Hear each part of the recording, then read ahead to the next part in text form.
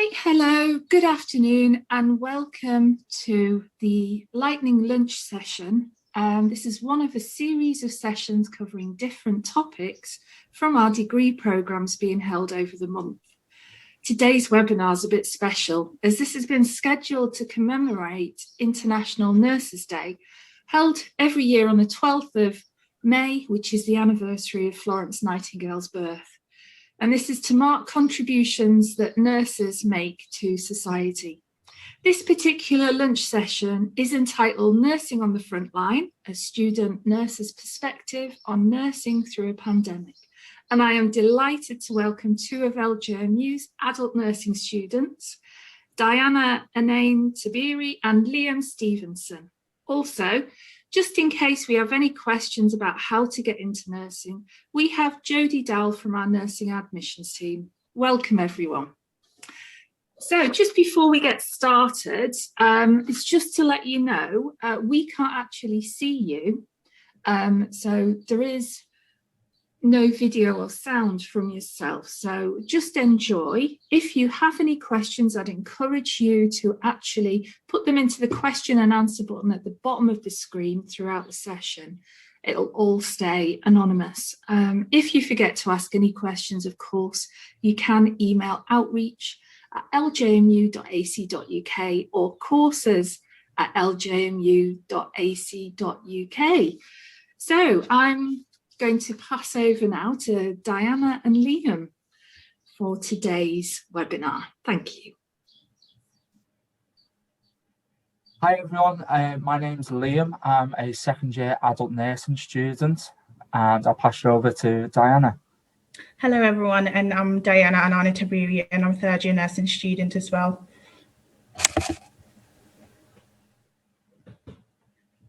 So our journey into nursing. So we both have different journeys of how we've come into nursing. So what inspired me to come into nursing? There's been multiple things. For myself, it was a family member being ill and also helping people and having that sort of encouragement and that worthiness of being able to help someone. Yeah, for me as well, it's also been a series of events. I had the opportunity to obviously take part on the missions trip with medical staff, and from obviously the events that took place, it just got me thinking about what nursing actually was, and obviously how caring for people would look like, and that started some thoughts in my mind, and from there I just started inquiring about how I could pursue that further. So yeah.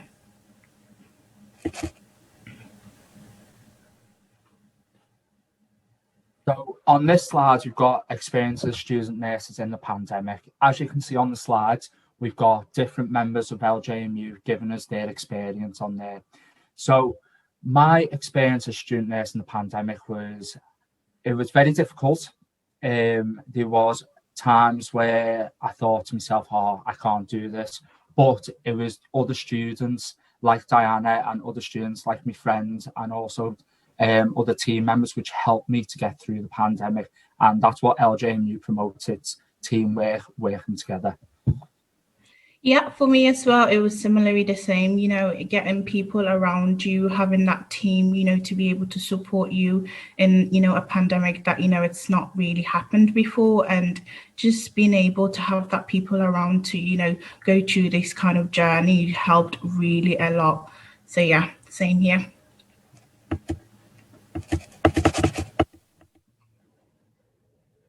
So on this slide, as you can see, it says feedback from students from LJMU doing the adult nursing degree during the pandemic.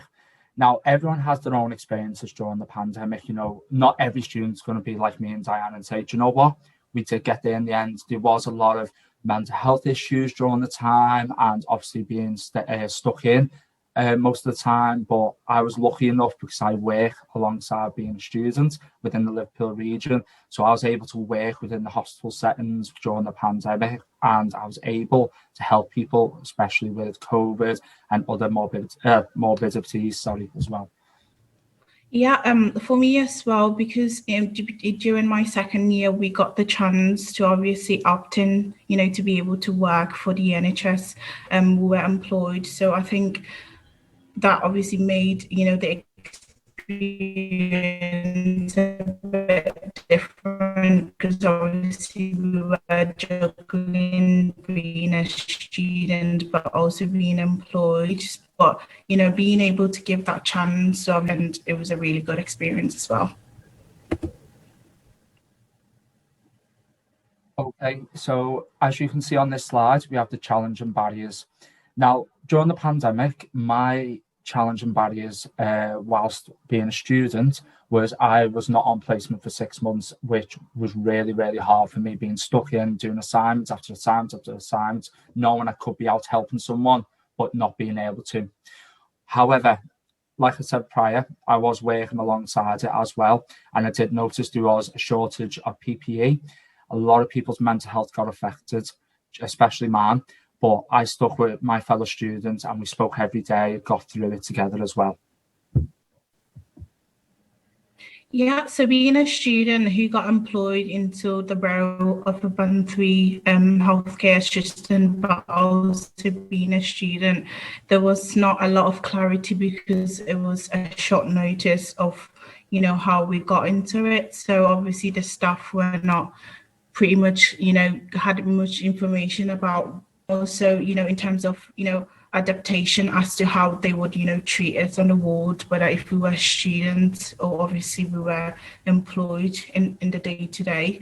But also the thing about the opt-in and opt-out scheme for students as well, students who have the opportunity to opt in, but also due to reasons, whether medically or, with things like family issues, they also were unable to opt in. So that was some of their challenges as well.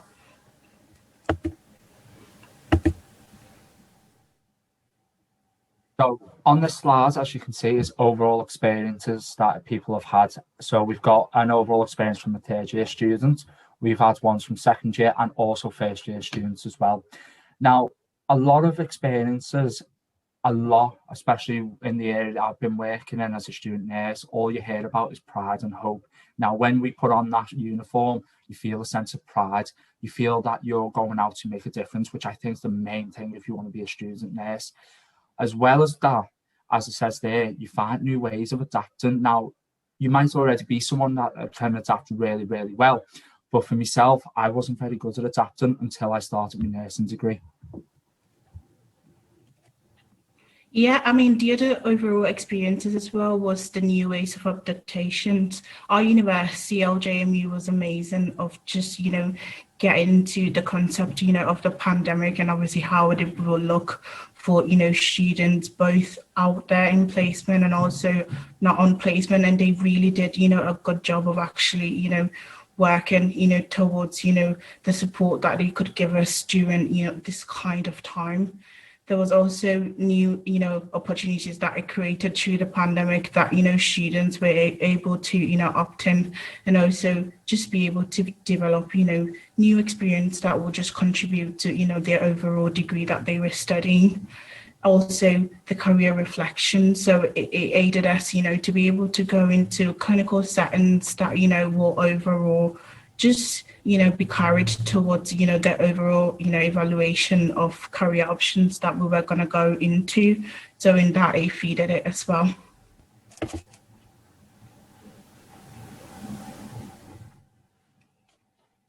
So what did we learn from this? So I've got a little statement there for you to read. Obviously, you can read that now, or you can obviously listen to me. It's totally up to yourselves.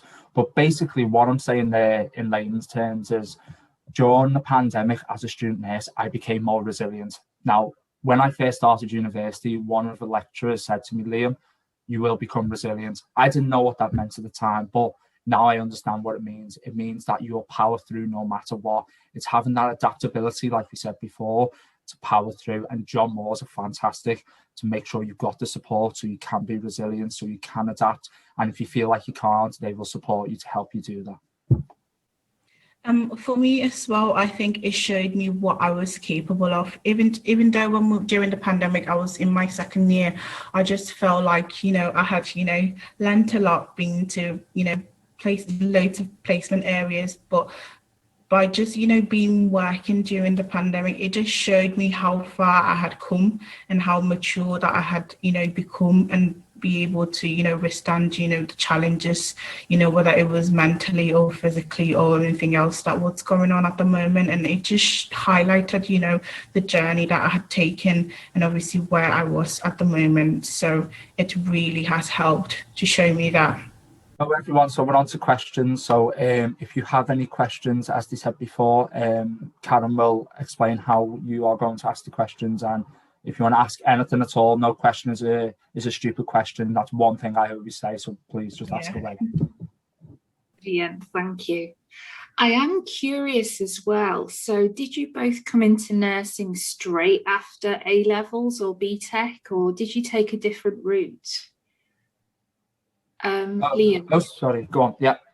So for myself, I was a mature student when I started. So I was 25 when I went into the adult nursing degree. So before I went into it, I did have my GCSEs, but I needed a little bit extra credits.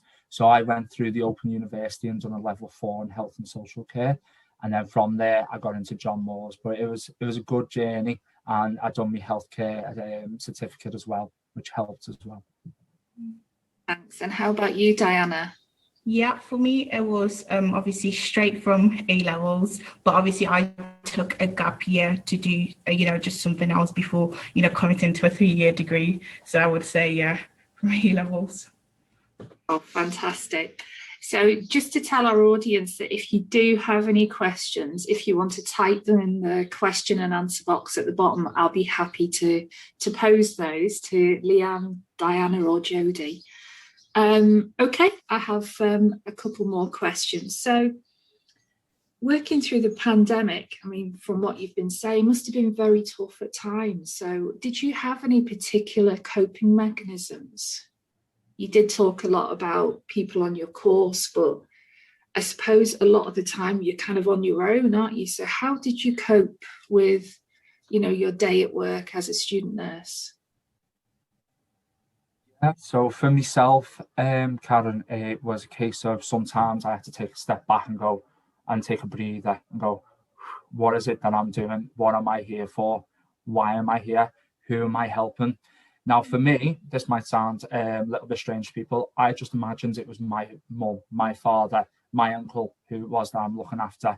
And once you've got that sort of mechanism in your head, you're going to do your best to help them. Because at the end of the day, you've got to treat everyone how you want your family to be treated. You want to treat them with respect and professionalism that they deserve. Fantastic. And how about yourself, Diana? How did you cope?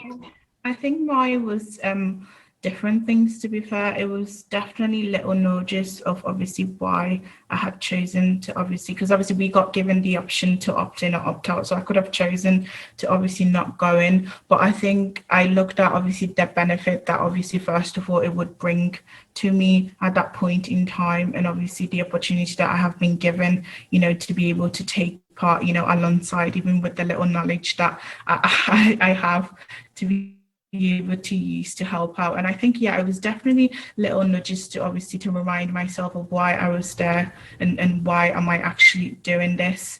But also the other thing was just, definitely taking a step back and saying, just reflecting on the day-to-day of what had gone, because I think it was, to some extent, some days were really fast-paced, and I think you would lose yourself in those days of what had gone down. So it was just definitely a lot of reflection on the daily today. Yeah. Well, I'm happy to say we've got a couple of questions come in. So first of all, we have one from Sarah, and strangely, that was one of my questions. What is the best thing about being a nurse? Yeah, I can start on that one again. That's fine. The best thing for me about being a nurse, like I always reiterate, is knowing that I'm helping someone serious. So knowing that I'm going in to make a difference. And there's not many jobs, and I've been in a couple of jobs where I've said, I feel like I'm not doing anything here. I'm not making a difference. But being a student nurse, knowing I'm going to qualify next year, I'm going into something where I am going to make a change to someone's life, and hopefully always positive as well. For me, the best thing about being a nurse is just having that patient contact. Kind of, I just think we're the closest people to that patient, and as Liam said before, it's like, you know, a parent, or, you know, someone that is supporting someone through it, if it's, you know, a treatment or something, why they've come into that, you know, healthcare, you know, setting. And I just think it's such a great opportunity to just be that hand. It's like, because you do to some extent get, you know, be able to get down to earth with them, isn't it? But obviously you are delivering, you know, care in a different way, but at the same time, because you're beside them each time, it just becomes kind of, you know, just human. And I think that's the best thing about it. Fantastic. And we also have a question from the students at BHSA school. What work experience did you get before starting your degree? I think that's an excellent question. Definitely. So for myself, for myself, Faye, I actually volunteered first as in the Royal Liverpool Hospital. Now, as a volunteer, I just went round and just made sure that everyone's got everything they need. Does anyone need help transporting stuff to another ward? And then I went in to be a healthcare assistant then, which then gave me sort of me foundation of becoming a student nurse. It gave me the basics of what you need to be a student nurse. So for me, it was a case of volunteering, healthcare assistant, and I thought, right, now I've got everything I need, I'm going to go into my student nursing. How about yourself, Diana? Yeah. For me, it was, I think, two things. So obviously, definitely being in the bank, obviously being a healthcare assistant, and just being able to, you know, have that experience in that role to before, you know, doing a degree like this. But also I had the chance of doing an abroad, you know, kind of experiencing missions work kind of thing, where I volunteered with a group of, you know, healthcare practitioners. So that also gave me some good experience into things that they did. Fantastic. Jodie, is there anything you could mention in terms of experience that would strengthen an application into nursing that hasn't been mentioned by Liam and Diana? I mean, what we normally say, Karen, is when we're doing the shortlisting and we're bringing applicants in for interview, we're not expecting them to be, you know, sort of qualified or experienced nurses, because that's what we'll be training them to do.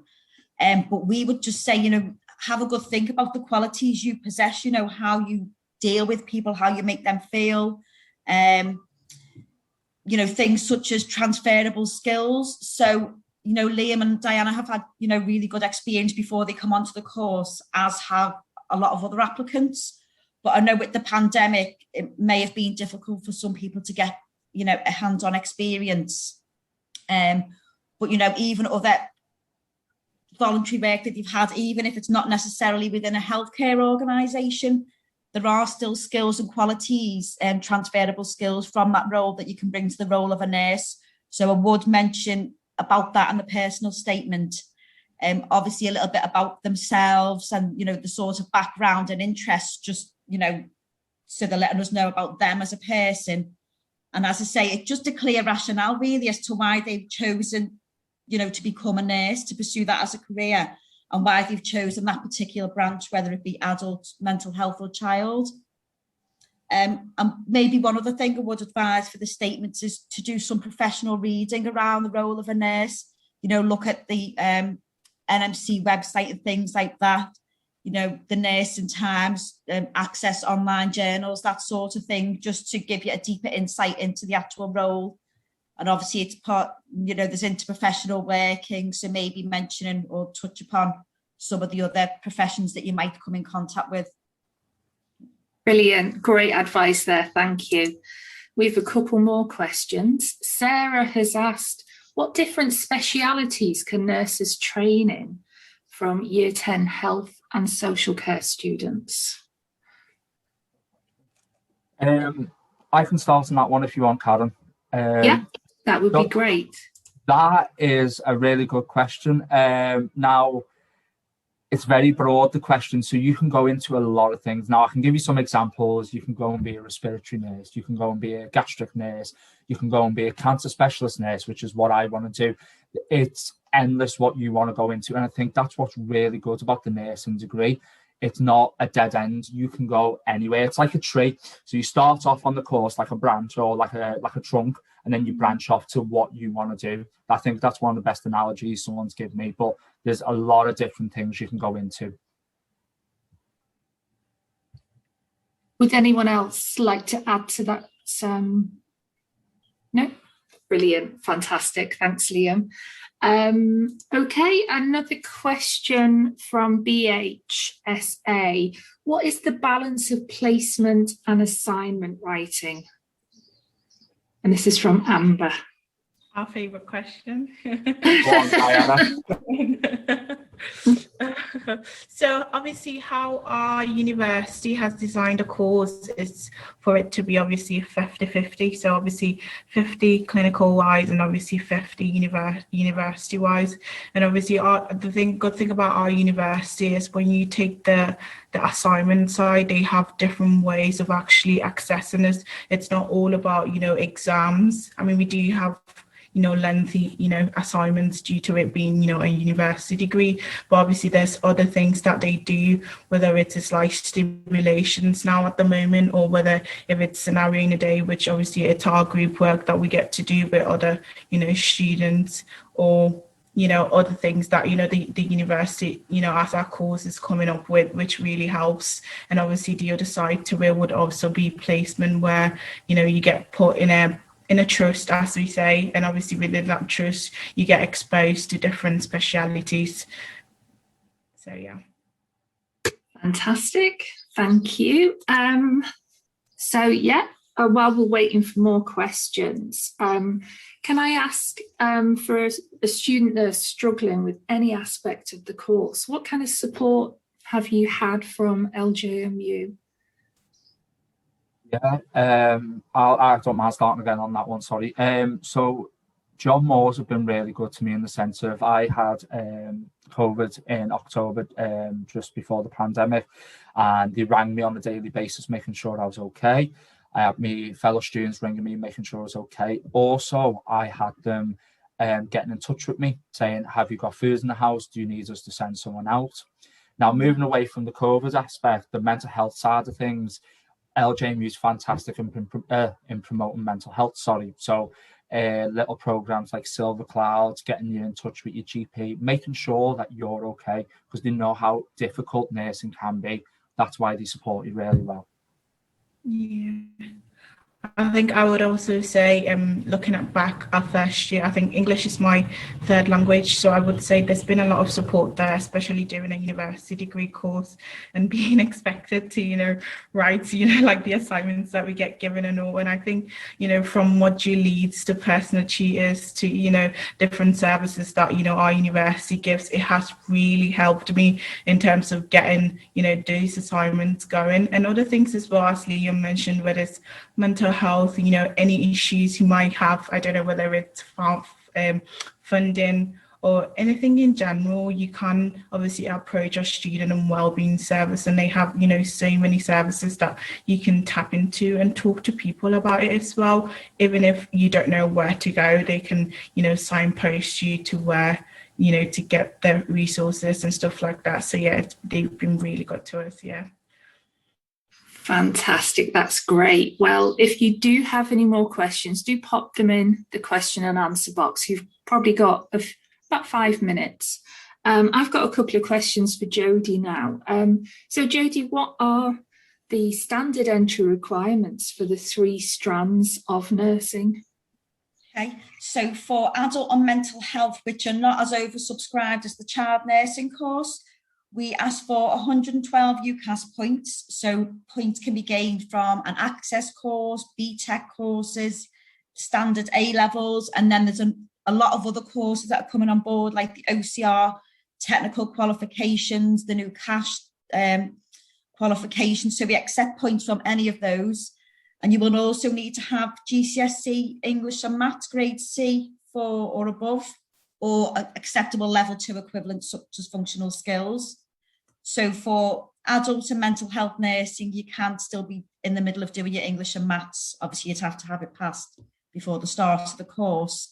With child nursing, because it's a lot more competitive, we do ask the applicants, we're increasing the criteria slightly for September 22, just because we've seen a big increase in applications as we have with paramedics this year.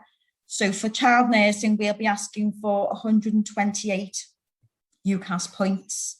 So if somebody, for instance, was doing a BTEC extended diploma in health and social care, they need to be aiming for a distinction merit.